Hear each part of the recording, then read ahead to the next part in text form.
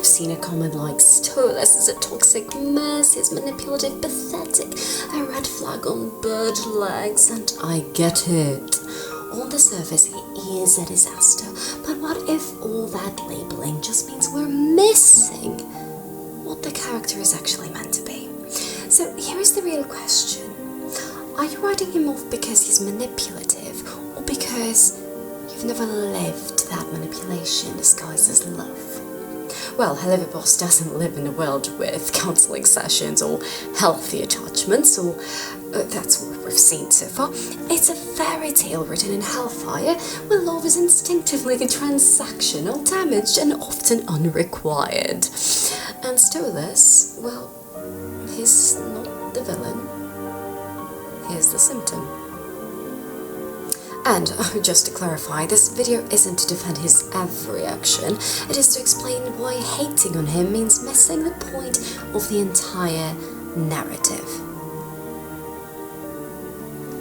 Let's start at ground zero, shall we? Stolas' marriage to Stella. That was never love. It was aristocratic obligation, an alliance of blood and power. And the story lays it out. Stella is openly hostile. She resents him. She schemes without shame, even plotting to kill him on multiple occasions, shamelessly. He stays in that awful union for her and for Octavia and for his obligations towards the Grisha family. He believes that as long as he keeps the peace, he can't preserve Octavia's world mainly, and his status. So that is trauma bonding, very obviously. That's desperation. Maybe you've seen that in your own life. Being the only one investing while everyone else just kind of walked out and they got to do whatever they wanted. I recall that there was like this one scene. I'll just play it here for you.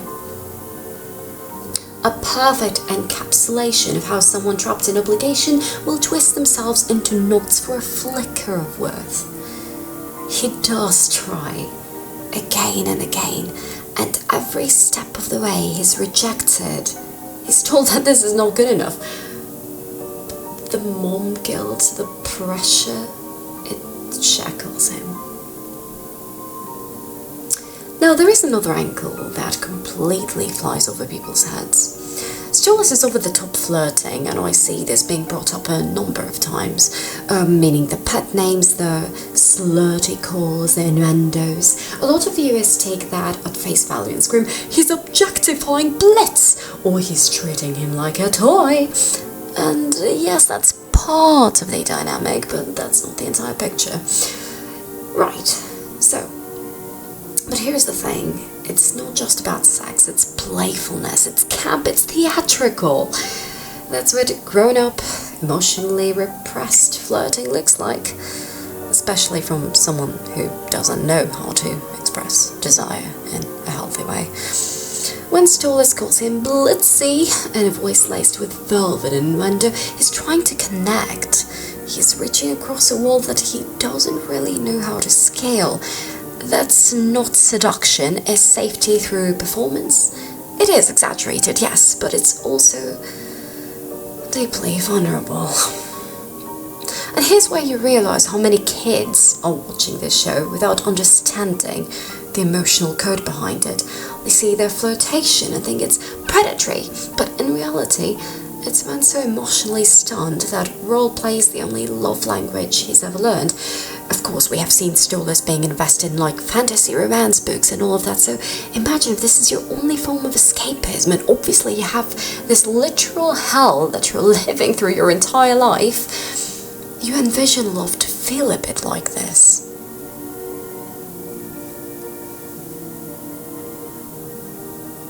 If you've ever loved someone who couldn't say, I miss you, but he could joke about getting under the sheets, you know this. You live this.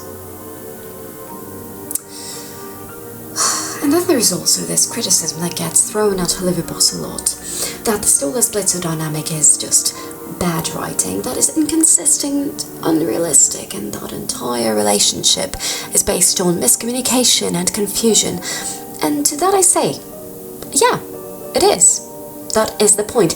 Now, let me just pinpoint that there is a lot of bad writing here, admittedly, but this isn't a fairy tale. It's a trauma bond, and if you've ever been in one, congratulations! Not for the good reasons, but for those that haven't also, congratulations as well. But for those of us who have, the messiness is exactly what makes it feel so very real.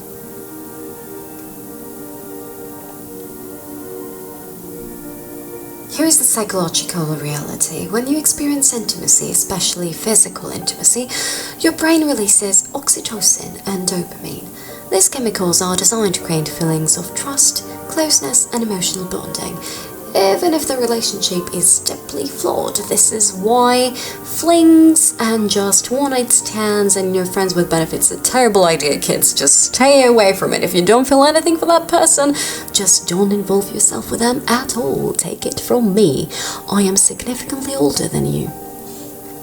So, when Stolas keeps going back to Blitz, even after being brushed off, humiliated, or used, very, very used, it is not because he's stupid, it's because his brain, his trauma, his emotional history are all telling him that this is what love feels like. He wants to believe in the fantasy, and Blitz keeps that fantasy alive just enough. A smile, like a little nod here, maybe a kiss there, a shallow apology at the right time, maybe. If he feels like doing it. That's how trauma bonds work. It's the hope for that next time they'll mean it. Unfortunately, Blitz never really means it. Yeah.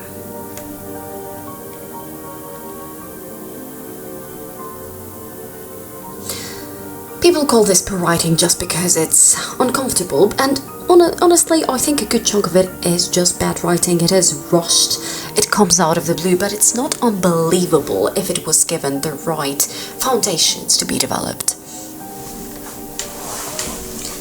But it doesn't follow the traditional arc of he's good, he's bad, one of them wins. The truth is, emotionally broken people don't communicate well. They send mixed signals. They hurt each other while trying to get close because that's all they really know, or they don't even know how to do this in a healthy way.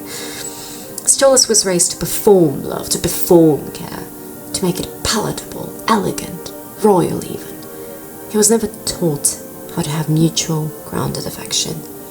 So when Hugo hooks up with Blitz, he doesn't know how to separate sex from care, performance from connection. And Blitz? He's doing the same thing, just in the opposite direction. He deflects everything with humor and hostility.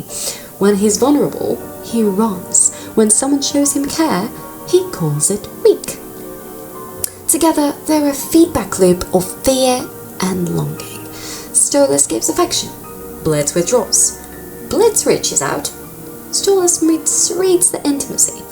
This isn't necessarily bad writing. It is mirror writing. It reflects the mess real people live through. Is it executed well? Absolutely not. We can all agree on that. But it is a truth that people live through. We have to remember Helluva Boss is literally set in hell, in a world built of sin, trauma, betrayal, and survival, most of all.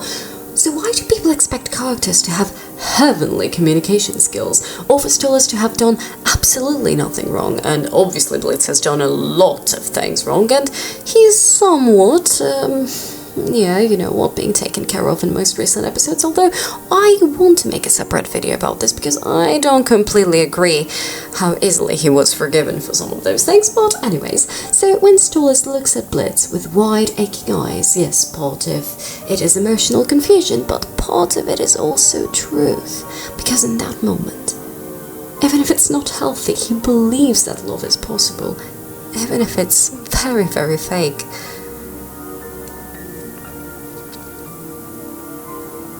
If the relationship between Stolas and Blitzo feels like emotional whiplash, it's because it is. But again, I just want to emphasize that this is not necessarily all the fault of bad writing. That's what it feels like to love someone that can't love you back in the way you need. It's chaotic. It's painful. And it's painfully true. It doesn't matter if you're a demon prince or a freelancer with a tragic backstory. When two broken people try to love each other without healing, unfortunately, this is exactly what happens. Okay, enough melodrama. Let's reach to the breaking point. Octavia shuts him out. His daughter doesn't need reasons, she just needs consistency, but Stolas very obviously failed her.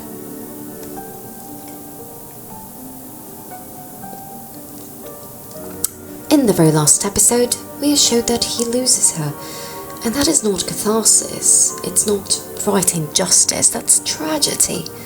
It's the weight of people who loved wrong, not the writers punishing him, but the writers are saying this is what happens when love gets twisted, or at least, I hope this is what they're trying to say. Because if not, I'll be very bad, Vipsy Pop. Listen, you're already in enough controversies, I swear, girlie. And yet, even then, he's worth pity. Not for redemption, but for loss. We'll feel for him, because he's willing to go through hell again, if there is even a slither of hope. And at the very end of the Sinsmas episode, we got this. A dance, a moment. Not full of heart or lust or performance, but something softer, like it's almost mournful. In the ending of Sinsmas, in my opinion, the dynamic shifts a little bit. And it's not very difficult to pinpoint when. It's at the very, very last frame, where Stolas is looking up at the sky and Blitz is the one hugging him, openly hugging Stolas as he's never done before.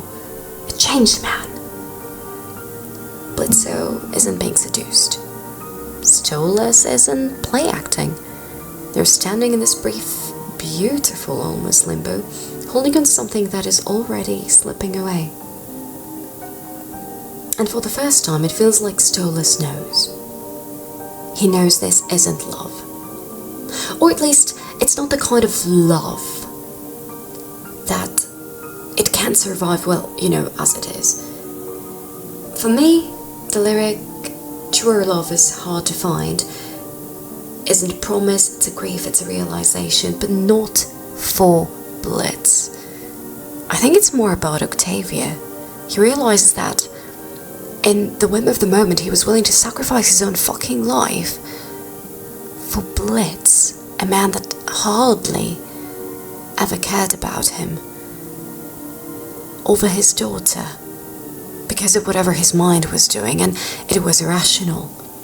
And he's realizing the consequences of fooling around and literally finding out.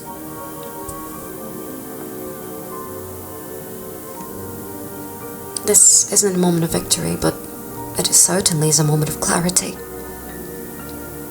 And this is why I have hope. Not that Blitz and Stolas will end up together, but he is finally beginning to understand. This whole thing, the longing, the hookups, the desperate reaching, it was never healthy. It was never mutual. And now he's reflecting. Maybe. Hopefully. Here's the thing. I don't want Stolas to end up with Blitz. No, not like this. Not in the dynamic they've been trapped in. That relationship that, in its current form isn't love. It's emotional triage. That's the best way to put it. But I do think, or at least I want to believe, that something's changed. The ending of Sinsmas gave me hope. It wasn't loud, it wasn't melodramatic, it wasn't Stolas begging for Blitz, or Blitz yelling, or Blitz for that matter playing the victim for whatever reason. It was just quiet, reflective.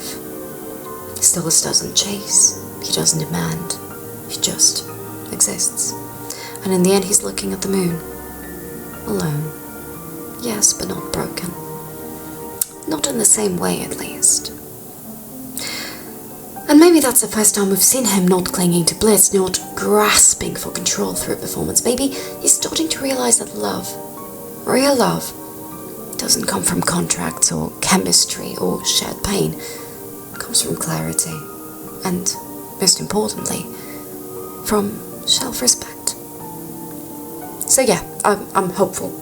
Not because I think they'll ride off onto the sunset together, but because Stolas might finally see things clearly. And that shift, that small moment of silence, instead of drama, maybe it can be the start of something healthier.